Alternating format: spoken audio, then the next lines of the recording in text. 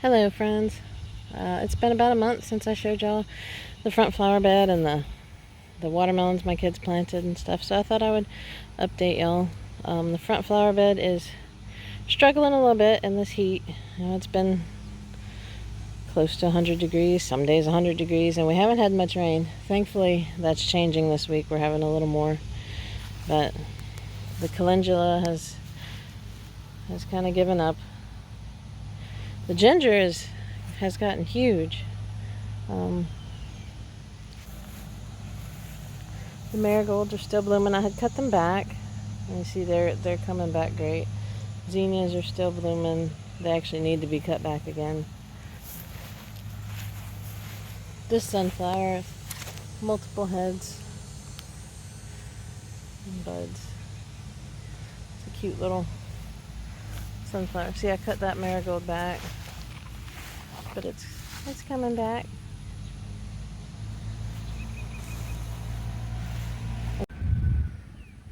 You can see right in the front, I have a little volunteer tomato. I'm guessing it was in the compost dirt that we had filled this bed up with. As long as it's happy here for now, I'm gonna leave it. I may move it into the garden once I get a spot cleared out or when it's not quite so hot. But for now, while it's happy, I'm just gonna let it go. My daughters had planted the watermelons in the yard, and then they still had a couple of plants because they had started all those seeds. So one daughter planted hers in this pot over here. It gets a little more shade than the others. We have the banana trees and this great big, oh shoot, what is this called? I'll think of it in a minute. But so they get a little more shade. They do get sun. We'll see how they do. They look healthy. And then we have the ones over here.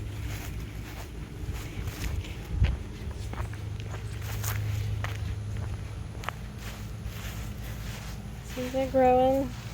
They had put these bricks around so their daddy would know where they were and they wouldn't get mowed over. They need to spread them out a little more. But they're growing. We have some flowers. And then the other daughter also had a few extras, so she put them in this pot. And this was where we had a tree here that had fallen, and so it's kind of, I don't know if you can tell, it's kind of a hill. And so anyway, she planted these and they're looking really healthy. Got flowers. I haven't seen any fruit just yet. And then we have these that have really spread out. And she is getting some little fruits. Flowers and fruit. It's got some yellowing in the center, but I think it's okay. See, there's another little one. And look, it's a little tiny one right there. So that's exciting.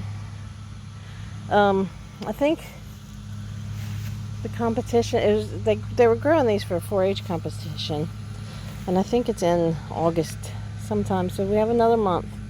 So I'm excited to see how much they grow in a month. And this is one of my daughter's Rosa Sharon. We need to trim it, shape it up. But it's just getting done blooming. Isn't it so pretty? I've had this for years and years. And the Crepe Myrtles behind it are blooming. I hope you can see them. They're so pretty with the Spanish moss hanging down. And in this overgrown area is the blackberries that are about done. But see, we've still been getting a few to pick. And they're pretty tasty. And the banana trees are just massive. They've grown so much. I was worried about them after that late freeze, but They're really growing. I haven't seen any flowers starting yet. We do get bananas from them sometimes if they can make it through hurricane season without being knocked over. So we shall see. I do have a few little pineapples like this that I've started. They were just from the, we bought pineapples, and these are the tops we cut off, and we just put them in a pot of dirt. And they're growing. I think it takes 2 years, maybe a year or two, to get pineapples this way. But it's a fun little experiment. I look forward to seeing how they grow. And can we just take a moment to appreciate how beautiful the crepe myrtles are? And also the volunteer elderberry that really is kind of a pain that grows everywhere with this wild morning glories through it. But I'm gonna try to harvest that elderberry and learn how to do stuff with it. I have it growing in several spots all over the yard. But I love my crepe myrtle with the Spanish moss hanging down. Look at all the elderberries I have growing up in the fig tree. The figs, on the other hand, are just, I don't know if the late freeze messed them up. Usually by now we are picking gallons of figs. And this year, they're just staying small and green. So I don't know. I don't know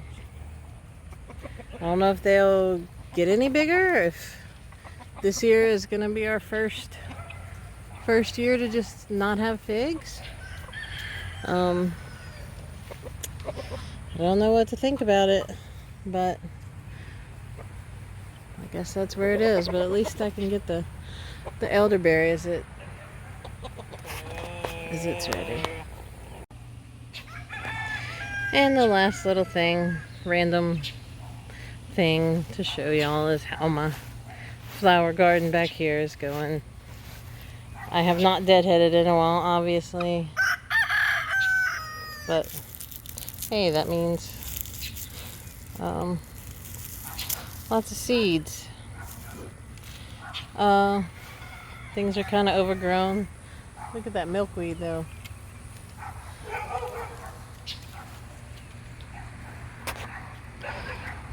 And that's just where it is. Like I said, it's been hot and it hasn't been raining. But it did rain last night and this morning, so see more milkweed. See, that is a lantana. It has bloomed and now I guess it's done. Everything else is so overgrown, which is what usually happens in this bed. See, that lantana is still blooming. My hope is to one day have so many perennials here and self-seeding annuals that maybe I don't have to work quite so hard to keep it pretty. The chickens enjoy hiding out in the really tall flowers. That's about it. Anyway, I hope y'all enjoy your weekend. I hope you had a good 4th of July. Thanks for watching.